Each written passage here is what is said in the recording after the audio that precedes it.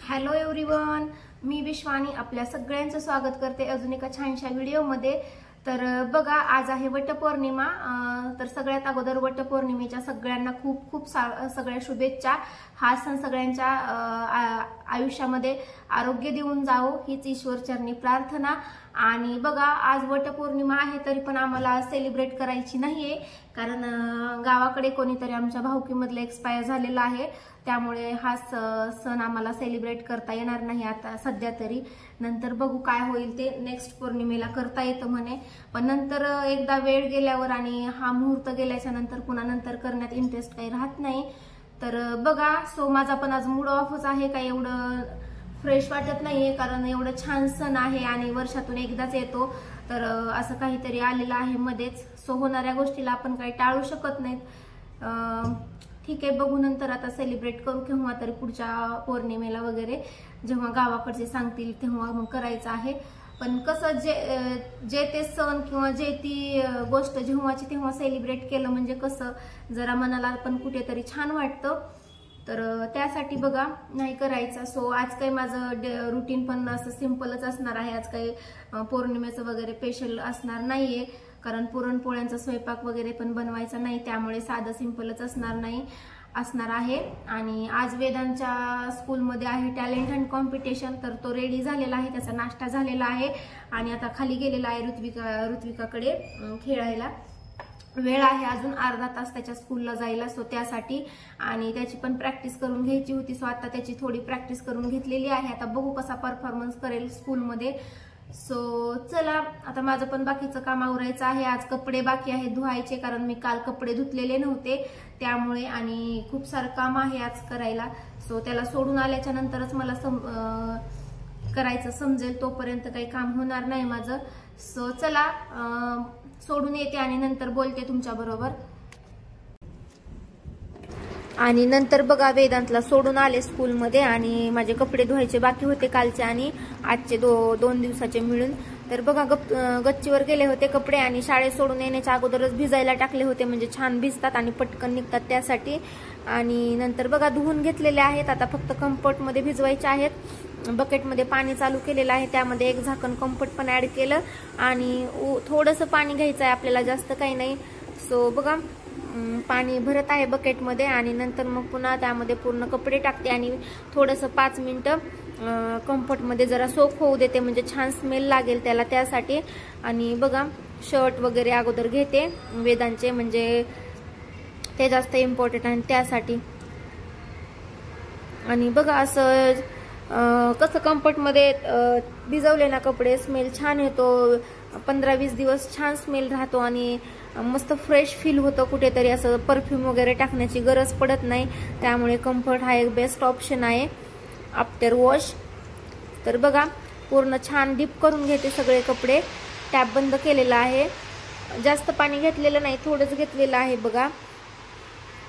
आणि कपडे पण आज भरपूर होते, कारण 2 दिवसाचे होते, त्यामुळे असं सहसा मी ठेवत नाही जास्त, 1-2 दिवसाचे। आजचे कपडे आज लगेच वॉश करून घेते, नाहीतर खूप प्रेशर झाल्यासारखं वाटतं।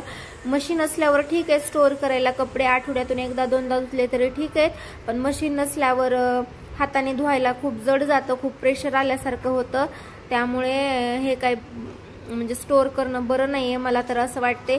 पण कधीतरी कसं घाई गडबडीमध्ये माझ्याकडनं सुद्धा राहून जातात, कारण सकाळी आवरत नाही पटकन, त्यामुळे कधी राहू देते मग मी पण।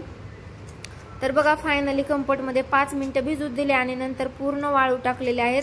पलीकडच्या एका तारेवर फक्त पॅन्ट वगैरे टाकलेले आहेत आणि एक साईडकडे शर्ट वगैरे टाकलेले आहेत, म्हणजे कसं घड्या वगैरे करताना जरा इझी जातं, असं सेपरेट सेक्शन केलं की, आणि छान वाटतं असं वाळवल्यावर, पण दिसायला पण छान दिसतात कपडे सिरियलने। मला सिक्वेन्स लावायला खूप आवडतं असं कपड्यांचा सुद्धा, मी एव्हरी डे म्हणजे जेव्हा कपडे धुईल तेव्हा असं सिक्वेन्स लावत असते, छान वाटतं। आणि खूप ऊन पण होतं जरा, बघा वातावरण फ्रेश आहे, हवा सुटलेली आहे छान, तर मस्त वाटलं। आणि अशा वातावरणामध्ये कितीही कपडे असले तरी काय छान वाटतं बघा, असं वाटलं नाही की खूप कपडे आहेत आणि कधी होतील किंवा काय होतील असं वाटलं नाही। आणि जरा मला क्लिप्स कमी पडल्या थोड्याशा कपड्यांना लावायला, सो काही कपड्यांना लावलेल्या आहेत, काही कपड्यांना नाहीत लावलेल्या। एक साइड कडूनच लागलेले आहेत बघा. आणि बघा फायनली सगळे कपडे झालेले आहेत धुवून. खूप कपडे होते आज बघा. आणि हे झाड बघा ऍक्च्युली ग्राउंड फ्लोअर आहे त्यांच्या आहेत आणि किती छान ग्रो केलेले आहेत हे झाड बघा. हे लिंबाचं फुलांचं, इकडे एक आहे गुलाबाच्या फुलाचं आणि इकडे भोपळ्याचं आहे वाटतं. आणि सगळ्यात महत्त्वाचं कढीपत्ता बघा किती छान आलेला आहे. एकदम मस्त झाड लावलेलं आहे.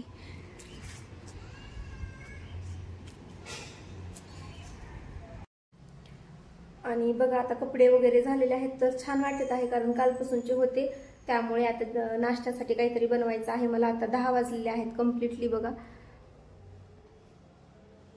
उलट दिसत असेल व्हिडिओमध्ये 10 वाजलेले आहेत. सो चला आता काहीतरी बनवते आणि खूप भूक पण लागलेली आहे.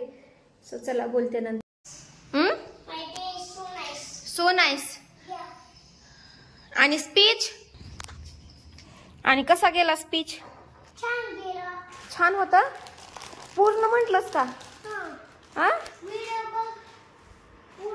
अजून व्हिडिओ आलेला नाही आता मॅम सेंड करतील ना. नाही ना पूर्ण म्हटलास का पण तू सांग. ए डोंट शाउट. नाही अरे किती म्हटलं?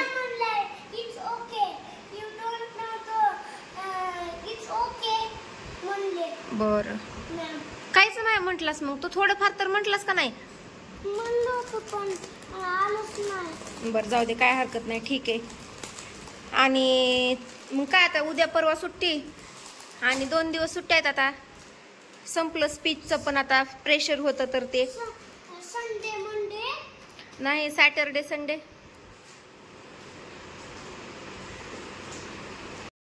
फायनली बघा आज त्याचं स्पीच झालेलं आहे आणि आजपासून फ्री झालेला आहे. 2-4 दिवस झालं खूप प्रेशर होतं स्पीच पाठ कर रे असं, पण आता नाहीये. आता त्याला फ्रीडम आहे खेळण्यासाठी.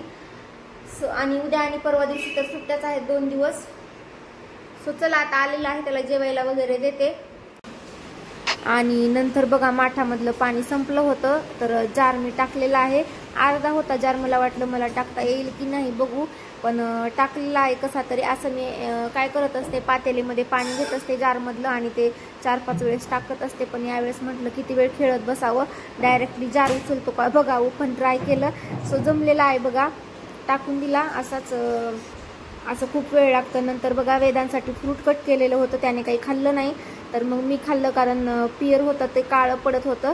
त्यासाठी म्हटलं वेस्ट होण्यापेक्षा आपण तरी खावा. ऑलरेडी 2-3 चिकू खराब झालेले आहेत न खाण्यामुळे आणि आणतानाच काही खराब पण निघलेले आहेत. तेव्हा घेताना छान निघले पण आता पिकल्यावर खूप खराब झालेले आहेत. काय माहिती कसं झालं ती. नंतर बघा आबाळ आलेलं होतं सडनली. गच्चीवरती गेले कपडे सगळे काढून आणले आणि चिमट्याची बॅग पण तिथे अडकून ठेवली. लगेच बघा चिमटे पण घेऊन आलेले आहे. नंतर राहिले की राहून जातात वरती आणि बाकीच्यांना पण कपडे टाकायचे असतात सो वरती ठेवून जमत नाही. आपले खाली घेऊन आलं की जमतं. आणि बघा लगेच कपड्यांच्या फोल्ड पण करून ठेवत आहे कारण जर तसेच ठेवले तर तसेच राहतात कपडे. कारण लास्ट वेळेस 2-3 दिवस माझे कपडे असेच लोळत होते इकडे तिकडे न घड्या घालण्या वाचून. सो आज म्हटलं चला हातात लगेच घड्या करून ठेवाव्या म्हणजे एक काम लगेच कमी होऊन जातं त्यासाठी बघा. आणि जेव्हाची तेव्हा कामी केले का पटकन होतात. नंतर बघा मला शेंगदाण्याने साखर काढायची ती साखर यासाठी की मला बेसनचे लाडू करायचे होते तर त्यासाठी बघा. तर अगोदर साखर काढून घेत आहे आणि नंतर शेंगदाणे काढून घेते म्हणजे बरोबर होईल असं. तर बघा फायनली खूप वेळ लागला मला साखर काढायला. बारीकच होत नव्हती त्यामध्ये तसेच कण राहायचे आतमध्ये मध्ये असं काही बारीक आणि काही मोठी राहायची. वेळ लागला. बघा माझ्या डोळ्यात काहीतरी शेंगदाण्याचं कूट गेलेलं आहे हलवताना झाकण उघडताना. आणि नंतर बघा माझ्या डोळ्यामध्ये शेंगदाण्याचं कूट गेलं. सडनली आगाव काम झालेलं आहे. असं खूप डोळ्याला त्रास होत होता माझ्या. आणि इकडे बघा पाऊस आलेला आहे फायनली आणि इकडे झालेलं आहे माझं पूर्ण शेंगदाणा. तर बघा आता आम्हाला जायचं होतं पार्कमध्ये. आता वाजत आहेत 5:05ला 10 मिनिट कमी आहेत आणि वेदांत झोपलेला आहे. आणि बाहेर कसं पाऊस आला होता आता खूप त्यामुळे पार्कला जायचं कॅन्सल झालं सडनली आणि मग त्यामुळे वेदांतला पण झोपवलेला आहे मी आता. कारण दुपारी आल्यापासून खेळतच होता, खूप थकून गेला होता ॲक्च्युली आणि मगाशी पडला पण पाय घसरून. सो त्याला झोपवलेला आहे आणि आता मला बनवायचा आहे स्वयंपाक. पार्कमध्ये जाण्याचं कॅन्सल झालं, सो त्यामुळे आता चला स्वयंपाक बनवून घेते आणि वेदांचे पप्पा येईपर्यंत मग माझं पूर्ण आवरते. आणि सो चला आजचा व्हिडिओ इथेच एंड करते आणि भेटूया पुढच्या व्हिडिओमध्ये. आजचा व्हिडिओ तुम्हाला कसा वाटला कमेंट करून नक्की सांगा. सो चला बाय अँड टेक केअर.